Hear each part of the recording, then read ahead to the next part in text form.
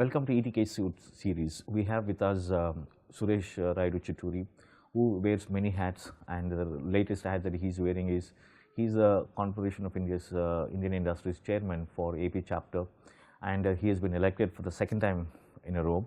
And also, he is currently the Chairman and Managing Director of Srinivasa Hatcheries, which has got a long and rich, illustrious legacy. So we want to capture with him his ideas about how CII is partnering with developing a new state, newborn state like Andhra Pradesh. Welcome to ETK series. Thanks, Suresh. Chaudhary garu. And before we get into this, what is Suresh Rayudu Chitturi for the rest of the world in terms of your schooling, education? And I think you are one of the rarest person from Indian where we have done like 9 years. You have been with Harvard Business School for a program, and then I think recently you have been awarded as an alumni of Harvard. So what is it like? So, primarily born and brought up in Hyderabad, educated here in St. Paul's School in Hyderabad, and did my intermediate in Little Flower. Then Bangalore, I did my computer science engineering and the RV College of Engineering, and then worked for about 3 years under Dr. B.V. Rao, whom we consider the father of Indian poultry. So, I lived with him and worked with him till almost his death day. And then in '96, I went to US, went to Emory, Gosweta Business School in Emory University in Atlanta. Got an MBA from there, and '98 I came back and joined the business, and a few years later took over as MD. So that's about my education a little bit and all that. And more than that, I discovered that I really like learning about new things a lot, and so part of the journey antara ippudu naku I'm not much interested in getting stuck on ceremony and and past. I'm always looking at creating the future and because that's more exciting, and that is where life is. And so I do at least last 9 years I've at least been going for one seminar, leadership seminar, that is at Harvard Business School, which is limited to the YPOs, the young presidents around the world. So, which is a prestigious program. Harvard has been doing this now for 65 years.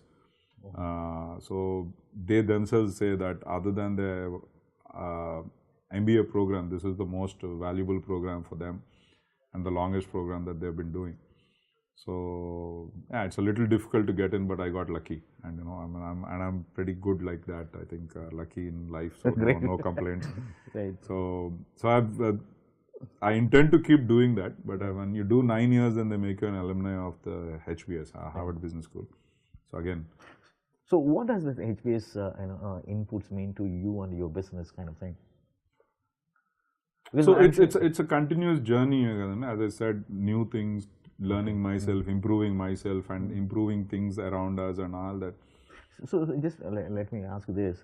So when you say improving, is it that somebody questions? I mean, those sessions actually question your status quo, and therefore they prod you to think. Oh, tremendously! When that happens the first time, I hate it. And it's like, and it's and one typical tendency. I don't know if it's a cultural tendency and all that, but we don't like to be found fault with. Exactly. But I think maybe it's a human design itself, and when the first time then they do that, it becomes the challenge is for me to survive that moment when somebody catches that weakness or something or some thing, and to not make it right and wrong and a fault, and then to actually look at it as an opportunity to be something else, and and further the journey that we are on.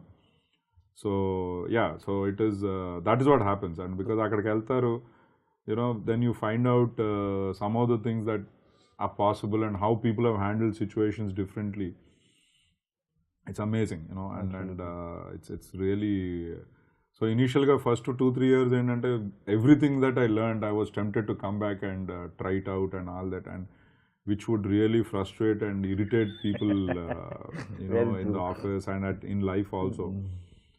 And as I say, as with age, you mature a little and become hopefully wiser and all that. So that process now, there's probably 1 or 2 things only I look for. So correct me if I'm wrong, Suresh. General saying, there is a general saying that you can't put a changed person in an unchanged organization. So when you came back, you are changed definitely. But then when you came back to your own organization, Srinivasa Hatcheries, so when you find that the organization itself is unchanged, so did you find that? So but that is, Chaudhary, that is leadership, right? Great. I mean, absolutely. what is leadership all about? Enti position lo kuchoni, that's not leadership. That is, I think that's the tragedy. I think is most politicians think that they've arrived somewhere, or at least in politics. I think is that leadership ante edo entitlement anukuntaru. Leadership is not about entitlement. It is about making the impossible happen. Absolutely. And leading people to where even they can't see. And that is leadership. And I mean, I think otherwise, what is the point? And for me, that is the fun part. I don't want to be in a place where everything is already sorted out. Right. Then it doesn't need me. It's a very boring place. You want to create future all the time. And that's it. And because the challenges of life are nothing is resolved. There are still people dying of hunger. There are still people not having minimum this thing and all that. Now, some people will keep criticizing that. I look at it as, a blessing that we can do something about that. Right. And so, now coming back to this idea of you being associated with CII. So, when was this, I would say, let me use this word, baptization into CII, because it's a big movement that has happened in this country. I think people took notice of it in the last 15 years, and especially in the last 10 years. So I think it is all over the place. I think it has had its own, or continues to have definitely its role in shaping the Indian economy, and especially economic mandate of this country, and more so after 1991, when things have been liberalized and people are looking at it. So I think that the body was very good. So when, at a personal level, so when your initiation got into limelight? So I got in for very, very, how do I say, none of those reasons. Right. I got in because a good friend of mine, Mr. Vivekananda of Vishaka Industries, had become the chairman for CII Andhra Pradesh, the combined state at that point, and he said, Suresh, how can you not be a member when I am the chair? So I said I got in. Then another good friend became the chair, Harish Chandra Prasad, and he said, you need to get involved more. Then I said, okay, a little bit more. And then Jay Galla became the chair, and he said, Suresh, I want you to head one of the panels. So that's how that engagement started. But so initially it was purely out, because most things start, I guess, for most people for totally unconnected reasons. And we said, we also need to be part of some of these organizations now to learn from them and all that. But when Jay said be the head of the agri panel and all that, I told him I have not been involved. So then, I don't think it's right that I head it. So he said, at least then be the co-chair. And I took it on, and I actually started seeing that there is things I can do. Right. And I can see that that there's contribution that I can make and get contributed to also, and maybe move things in a certain direction which been complaining that they're not moving and all that. So that is when it started. Then the following year, for whatever reason, the chair had to, the business located to somewhere else. So then I became the chair, and I started interacting with officials and all that, and actually started looking at how to make things work rather than sitting and cribbing about how things are not working. Right. And I think 2 years later or something, in their wisdom, the seniors decided that that they wanted me to take over as the chair. Yes. And then they said, Suresh, we want you to be the vice chair as a chair next year.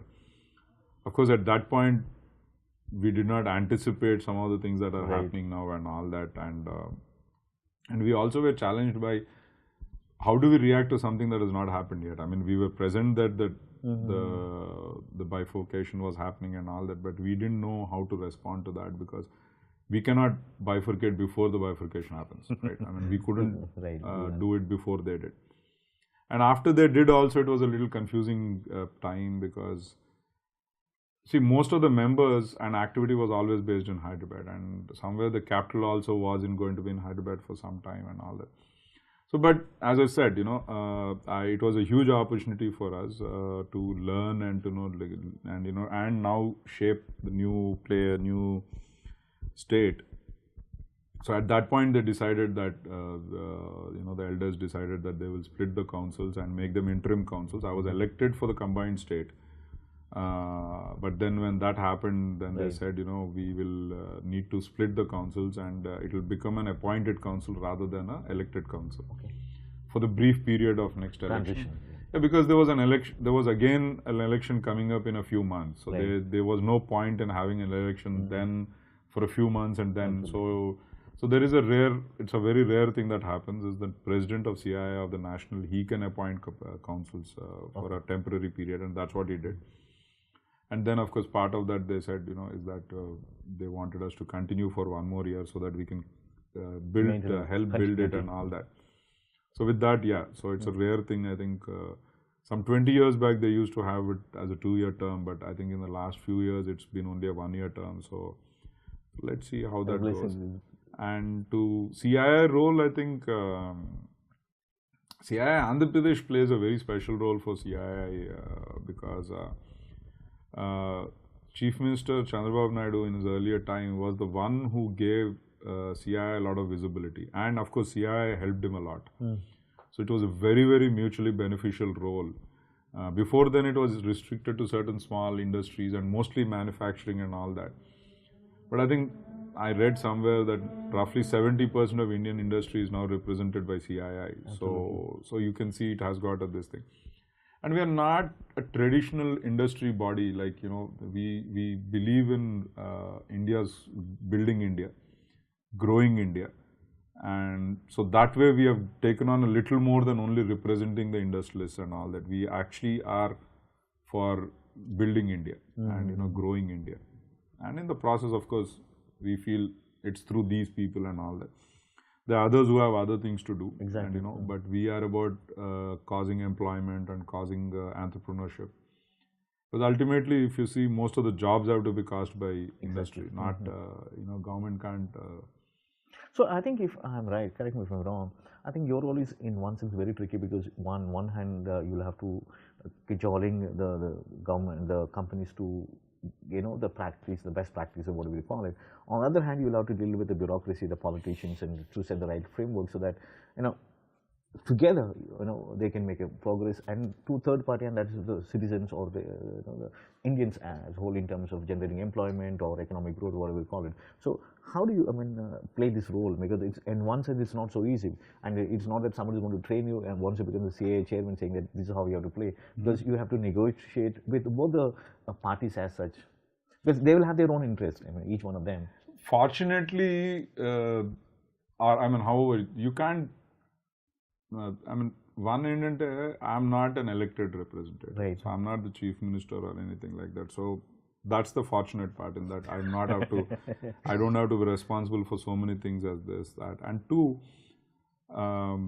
you can't mess yourself up with all the stuff that needs to be done, and that cannot be done in a single day. And the nature end and nadigaru ankonde man chinnappudu we used to have a lot of hunger in the country, in the state and all that, and I don't think anybody dies of hunger today anymore. I mean, people might die because of them not managing stuff and all that, but as a rule, you don't have people dying of hunger or so those things have been fixed, and they will get fixed as time goes by.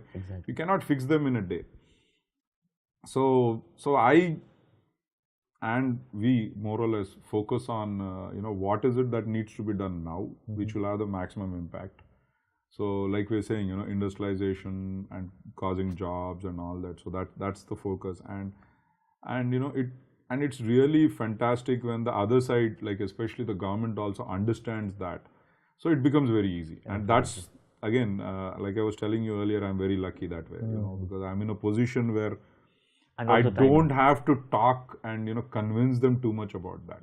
They also need it.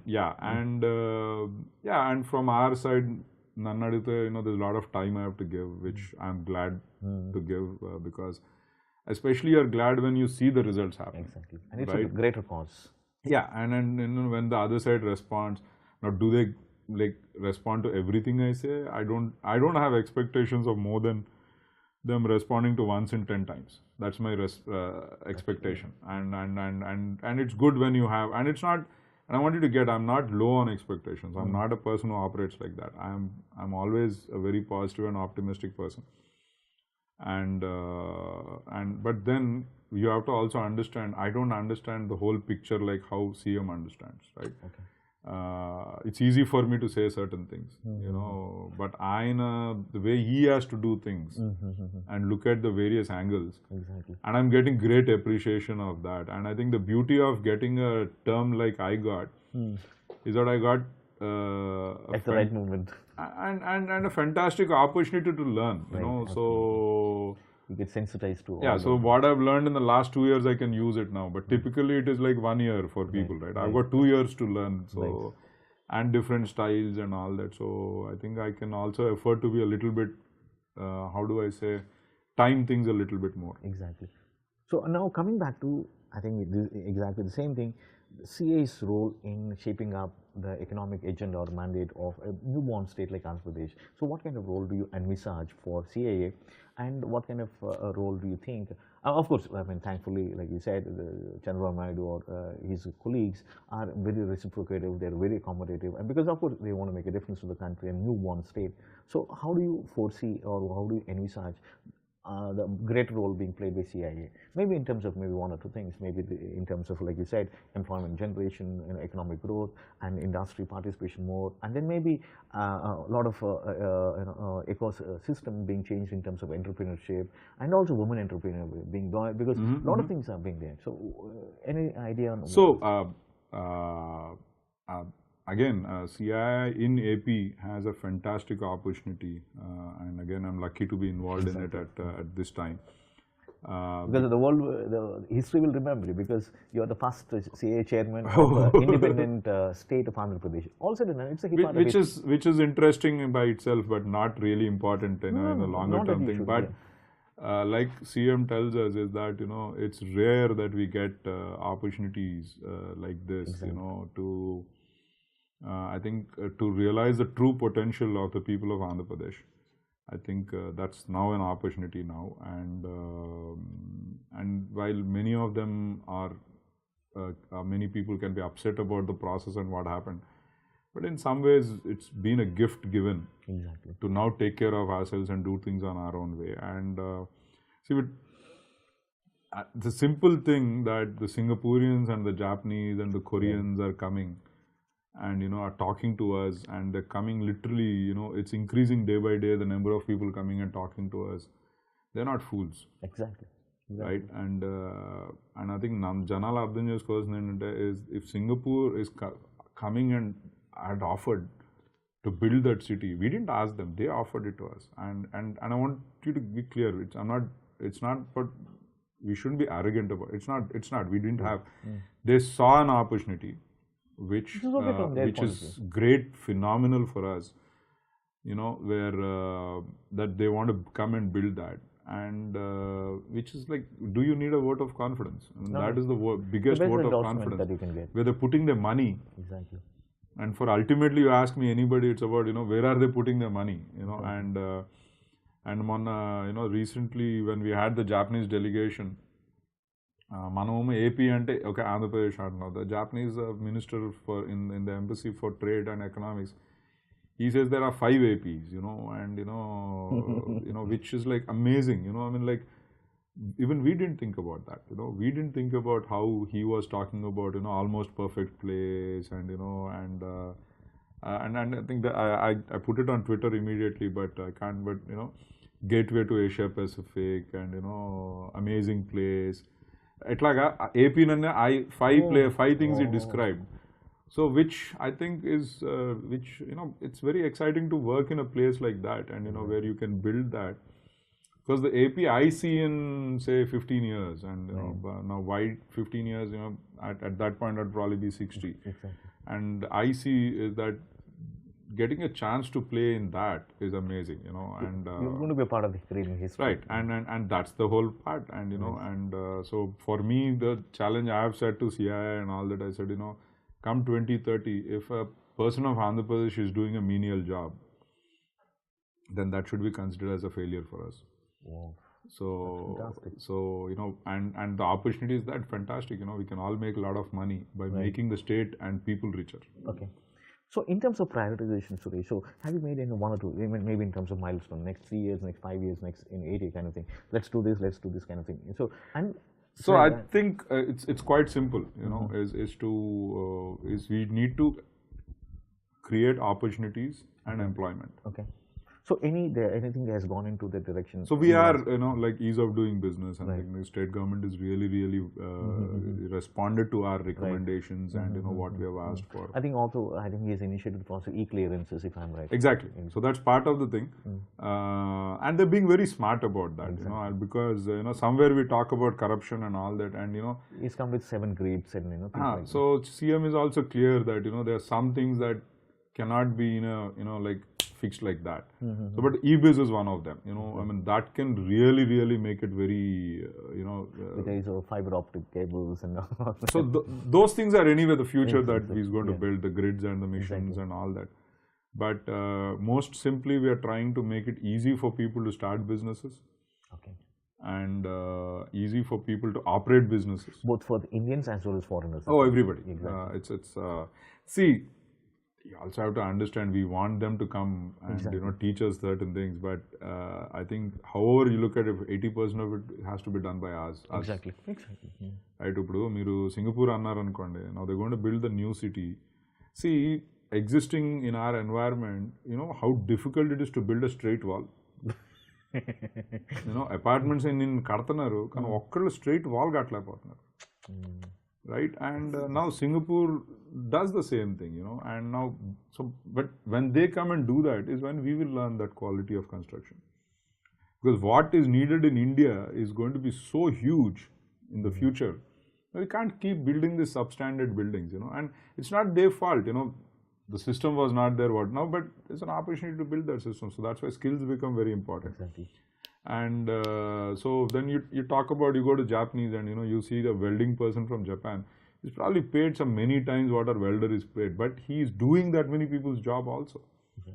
So precise, exactly, and you can when you look at a Japanese product, I think it lasts a lifetime sometimes, and that is what we need to learn, and that is the value we need to add to the world, and typically what we bring in is how to make the same thing at a very low cost. Exactly. There is a model of the Chinese where they make very low cost products, but it's also very low quality. I think we have an opportunity to make, that's what I say is that then life avasram entundi adi those days it should operate perfectly. And that is what we bring to the table. Some things don't need to last a lifetime. Right, they need to 8 years and 8 years perfect ka pani cheyali. I think that is what we can bring to the table, and it will cost you only that much.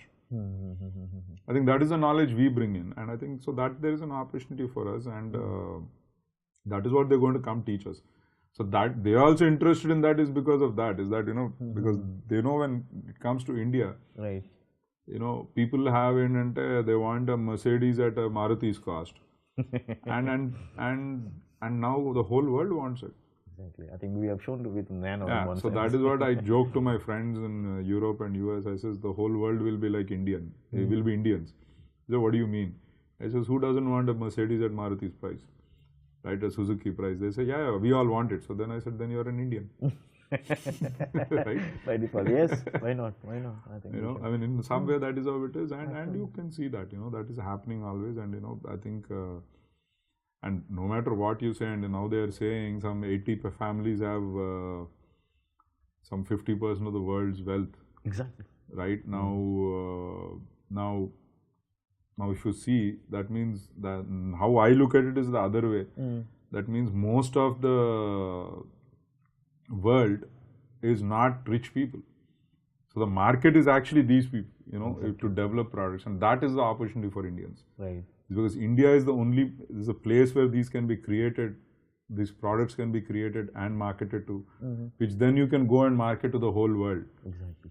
So now coming back to again the idea of building this state, one or two things that maybe we want to share your perspective.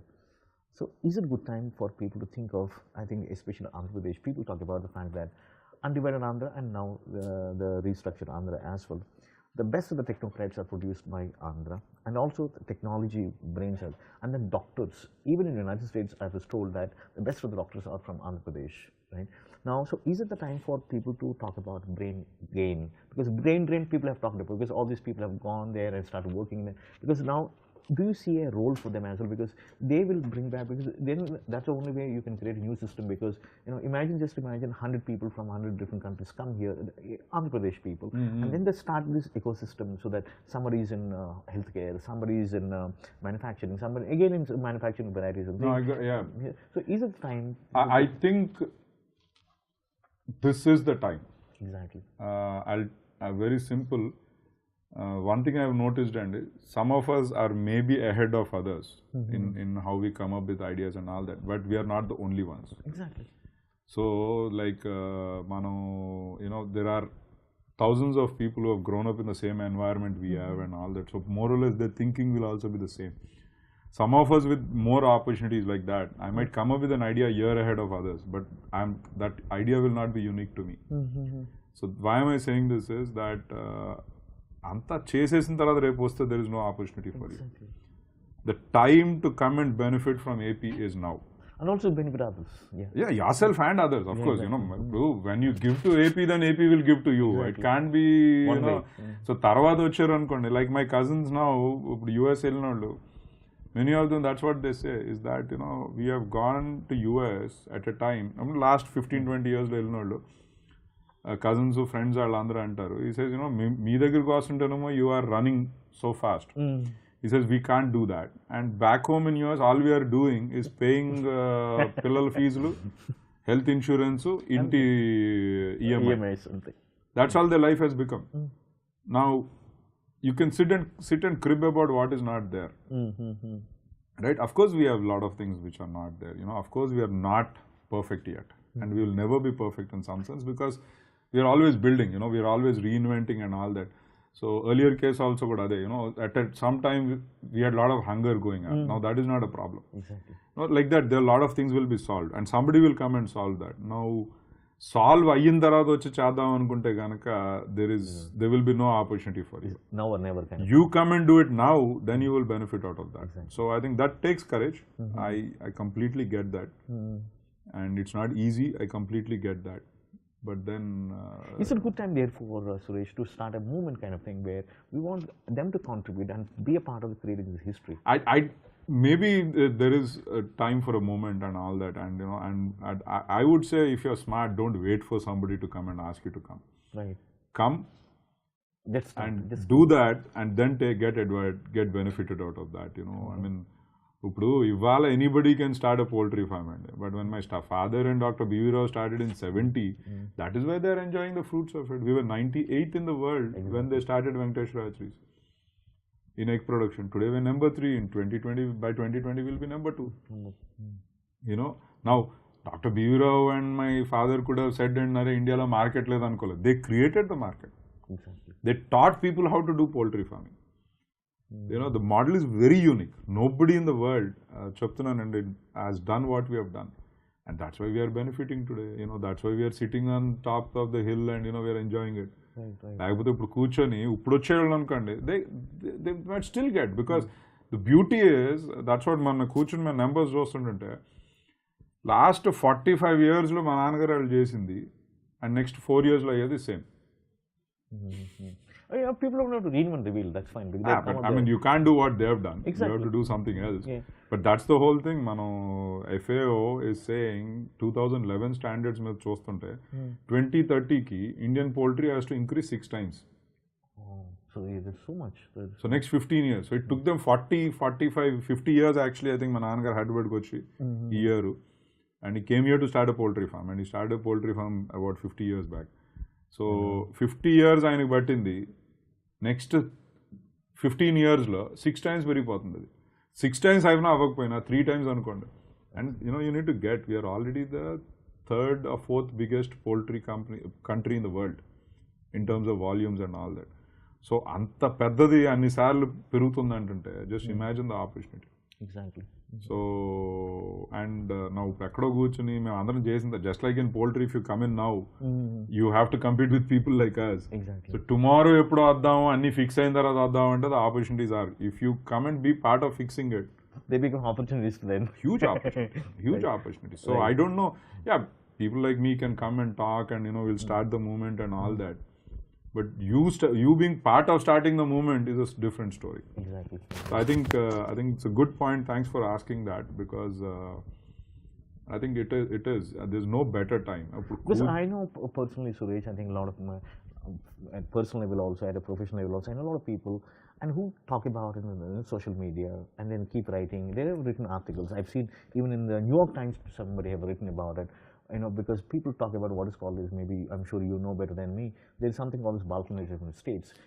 Yeah, I mean, when it happens, so if you patternize, what kind of patterns you see in maybe Russia, in Germany, everywhere in the world, so the initial 2 years, there's a pattern that happens. So one is that we always have seen in such countries is that the people, the what you call the expats or the non-resident of the respective countries, they have taken a lot of role in that. So therefore, their role also becomes very important. Building, maybe they have built the traction quickly. Maybe it's not that it's not going to be developing, but with their help, maybe instead of taking 5 years, maybe you'll do it in 2 years' time.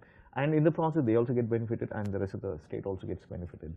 Yeah, and we need that knowledge, Exactly, See, because some of them are doing very well, and some of those answers that we need now, they're already available in the world. Exactly. So they can come back, and if they give that, I think, and also, Mikada Mindak cheptunattu, the two things. One is there's also a lot for them to learn from here. Exactly. In fixing those situations, the solutions that come up. See, one of the reasons why many of the things have not been fixed is because the solutions that they have, the Western world have, can't fit here. Yeah, they can't retrofit. Can't fit here. So we have to come up with our own solutions. Right. And that solution is an opportunity for you in Africa, right, in South America, all similar countries, and everywhere, Exactly. And of course, you'll have to do slight bit of adjustment. Fair enough. But this is the opportunity there, not the European and American opportunity will not be there, Exactly. And that is what they have to come and learn from here. And it's after all our place, and so you will always have a leg up on doing that. Right. So yeah, I mean, and again, it's easy for sometimes for us to say certain things, but it takes courage. It takes courage to imagine the future and work for it. Right. And Manade Ramchandra Galagaru, somebody was asking what are the incentives we'll get.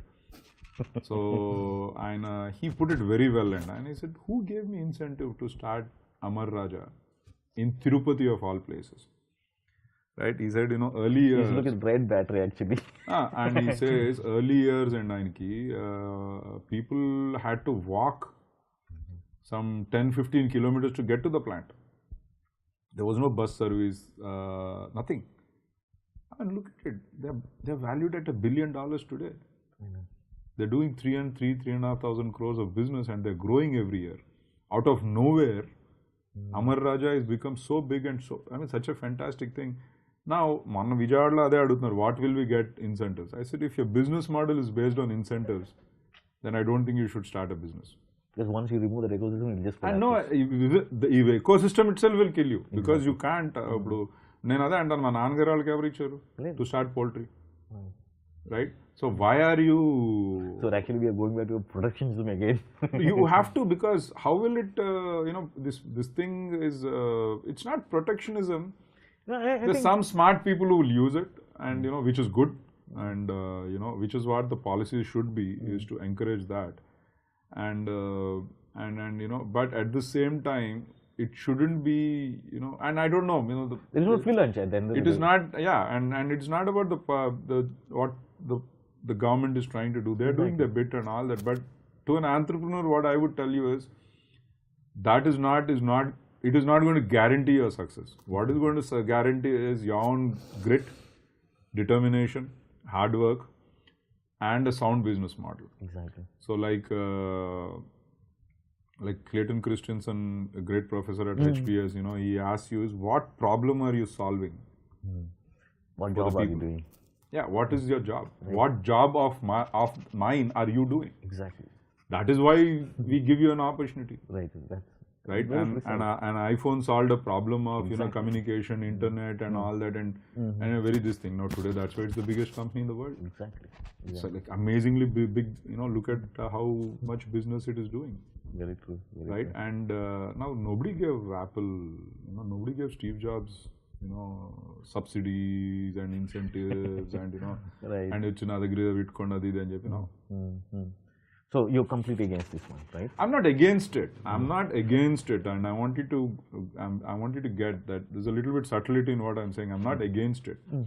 They have to do what they have to do. Exactly. It's only Government has to do what it has to do, and it is doing that. But as an entrepreneur, I'm saying, if you are serious about getting somewhere in life, and that's what I also tell people is that there are some people who use shortcuts, use a lot of government panlu idadi cheskuni, but companies which have lasted are all companies with very high values. And they built on their own steps. Right. They are very, very high valued companies. You're talking of Microsoft and Apple.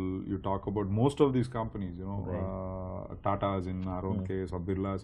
There are companies which somewhere have high values.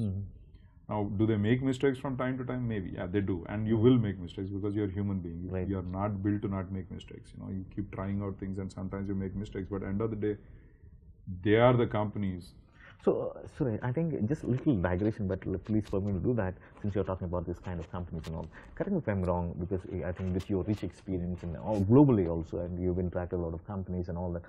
So, is it good to say for any company, they must have these 3 V's. The first V is that you must have a wonderful and very compelling value proposition, and with which you can actually create value for your shareholders.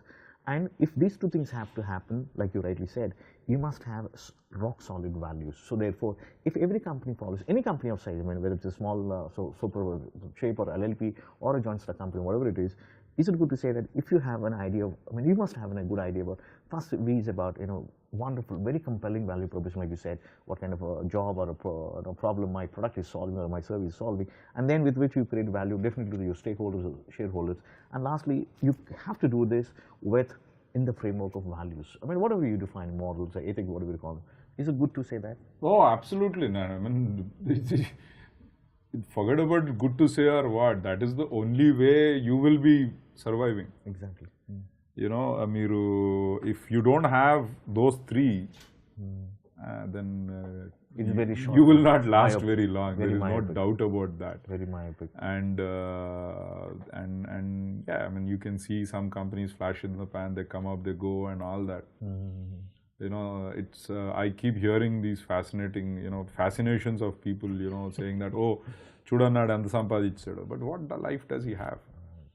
I don't know. I'm like, frankly, you ask me, that's not how I want to live my life or have my kids live their life. You want to leave a legacy.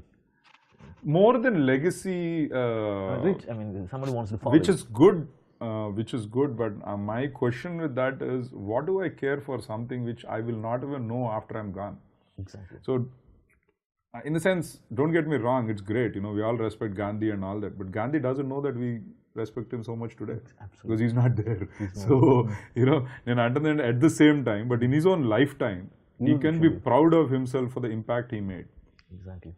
Right, and that's the point.